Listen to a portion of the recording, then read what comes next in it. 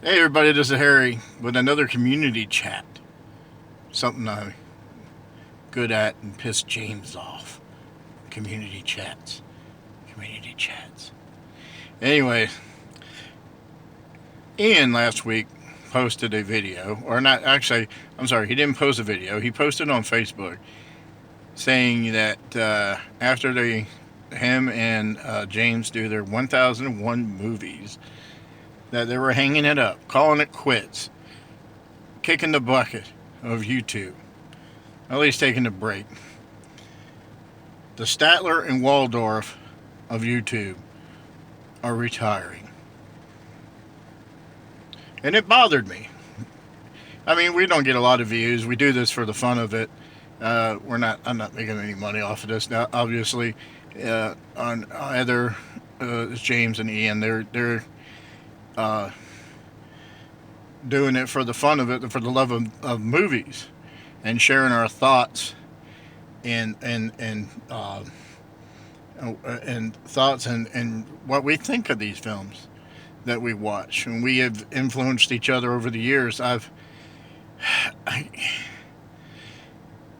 and it's sad to see them try to hang it up. And maybe, hopefully, they're just taking a break. I really do. I just hope they're just taking a break, kind of burnt out from doing it. And it's hard. I'm not sure about Ian's schedule. Um, but I know like James works and he owns a business as well, and it's hard for him to do videos on a consistent basis. And Ian um, makes videos several times. He actually makes them ahead of time and then posts them at a later date. Um, but it's hard to do. I mean, even me trying to do movie.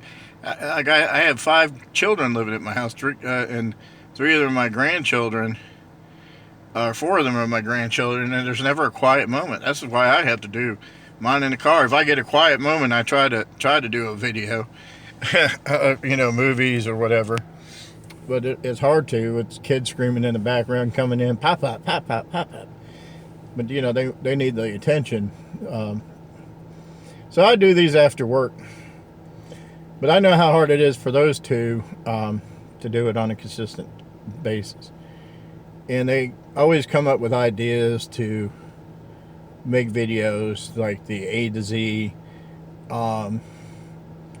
thing. I've done that, started it, and can complete it. It's hard to do when you're trying to work around a life. And the Criterion Corner, which I like listening to James talk about the Criterion Corner, and I love watching Ian's videos when he talks about master cinema movies or films that he's watched and he recommends, and he's funny as hell. Sometimes he's not intending to be funny, but he's funny, and that's what attracted me to watching his videos. To go back, I started watching James's videos first. When I started looking at YouTube and I started my Blu-ray collection, I was starting a small one. I've had DVDs, but I was looking at collections, people's collections, and I seen James's video on DVDs, and I was like, look at this shit. I said, he's got walls. Each wall of his room is covered with movies, DVDs that he's collected over the years. Sorry, I keep moving back and forth. And I was impressed. He even has a video showing you how to make shelves for your DVDs, if you have a room to do that in.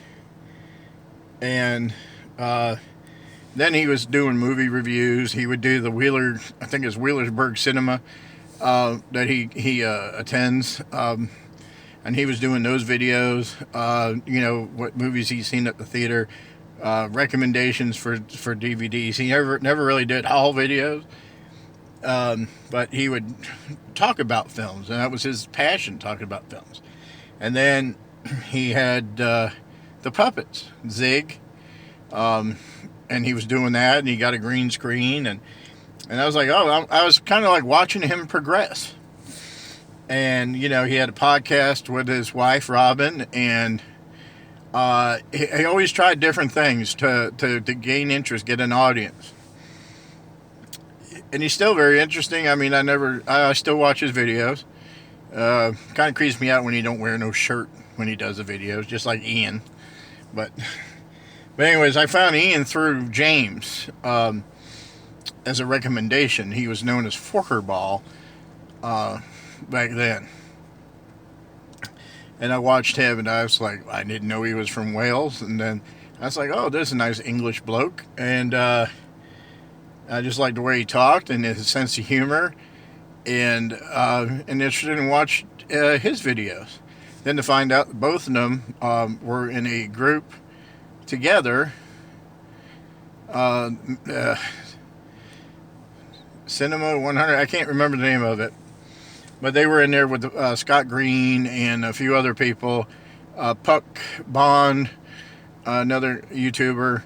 And they would discuss, they'd get a topic and they would talk about it. Or if an actor died, they would talk about their films. So I would watch that. And but Ian and James were friends. And they are very good friends.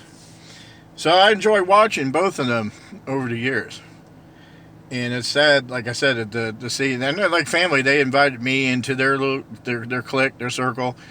Mike, also, grade 1951. Now we have Jay joining in with his videos, and Robert, and a few other people doing videos, and we try to share it on the Facebook page. And they didn't make me, but they encouraged me to make videos, even though they're total shit, boring, sleep. Ian keeps talking about me sleeping videos. He probably sleeps through mine. That's why he wants me to make them, so he can get some rest. So I picked a few things, a list. They like lists. They love lists.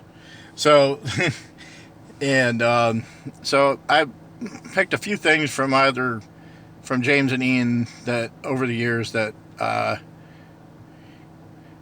I liked, that impressed me, or just made me laugh. So I picked 3 from each, and I'll do Ian first because his is the easiest one, and I'm trying to do this off the top of my head because this thing has been in my mind for the past few days, and this is the chance I've had to do it. So the 3 things. Number 3. Ian and the Birds. Not Alfred Hitchcock movie, The Birds. The blackbirds, crows, ravens, whatever flied pigeons that fly around his house. Anytime he's doing a video and he's looking out that window, he gets distracted real easily by them birds, and then he starts to cussing or cursing, using the foul language. And I love that. That's just shows real life there, that, he'd be in the middle of talking maybe about the Wizard of Oz or the Sound of Music, or not the Sound of Music, but Mary Poppins, or whatever film, a Hitchcock film, and there's a freaking pigeon on his windowsill. And then he gets distracted. That's one of the things I love. Watching about Ian's videos. Another time was he kind of went out of the house and did a tour of the town that he lived in, or what I believe it was the town he lived in. He lives in Wales, and he went to the seashore. I think he might have been on holiday. I'm not sure, but he went there and kind of showed where he lived. It wasn't a movie video, but I quite enjoyed that, to kind of see what, the environment that he lives in, what see something different, and it was enjoyable, watching that. And then the number one thing for me was today he had a copy of The General, probably most people know this. He had the general was on a bad for DVD, bad picture, and I had an because I bought the Blu-ray of the general. I had a DVD copy, and he has a DVD player that can play all regions. And so I sent him the Kino version of the general. But he was kind enough to make a video of him burning that piece of shit DVD on his stove. That was so funny. I've laughed. I watched it over and over again for a couple of weeks. He deleted the video. He deleted all his Forker Ball videos off of YouTube, which is a shame because a lot of that stuff was great stuff.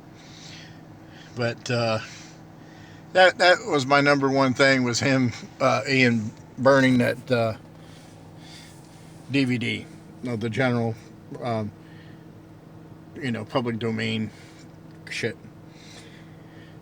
Now James, I always his things. The three things that I liked about him was the one time he went on vacation to Orlando, which is about 3 hours south of me, and he went and visited. Took his family out there, and he was doing videos right there. I think he was in Universal or Disney, and he was doing videos from there with his family. And it was nice, just like Ian's with the ocean and stuff. Kind of seeing him and his family life. You kind of become, I wouldn't say family, but we're friends. But you kind of get a glimpse of what their real life is. They're not fake. Is basically what I'm saying. They're not fake ass shit. They're not fake ass people. I mean, and you can see their real life. Robin, his children, Gannon and Samantha. They used to do videos together. Samantha had her own channel and did videos, and Gannon will do videos. They just did one for Killer Clowns from Outer Space, and it's nice to have that participation, from the family. It's really cool, and so that was one of my favorite moments from James. Sometimes I like, well, not sometimes, but when I liked I like his Criterion Corner. I'm a fan of Criterion. I don't have that many because of the cost of them, but he has a few. He knows how to bargain buy. He's not a Blu-ray snob or DVD snob. He'll buy DVD, whatever you can get cheap, and still have the same good quality. But I love watching his Criterion Corners. I wish he would do that more. I like when he talks about Hitchcock. Actually, Ian too. When they talk about Hitchcock films, it's very good stuff. And how the passion for it, for both of them. They have the passion for these films by Hitchcock or Criterion, and how they open up and talk about the films and express themselves. And then the number one thing was Zig. At first I found Zig to be annoying, but they would do these movies that would my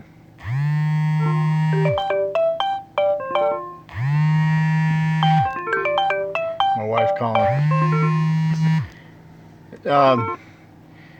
But he would do these rants of films that were blockbusters, and I quite enjoyed them, and I wish he would bring them back when he can.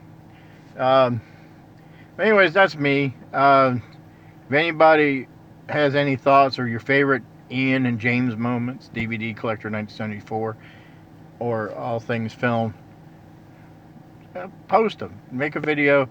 Tell us how you met, or how you found James, how you found Ian, and tell us your favorite moments. I spoke way too long. Thank you very much. Bye-bye.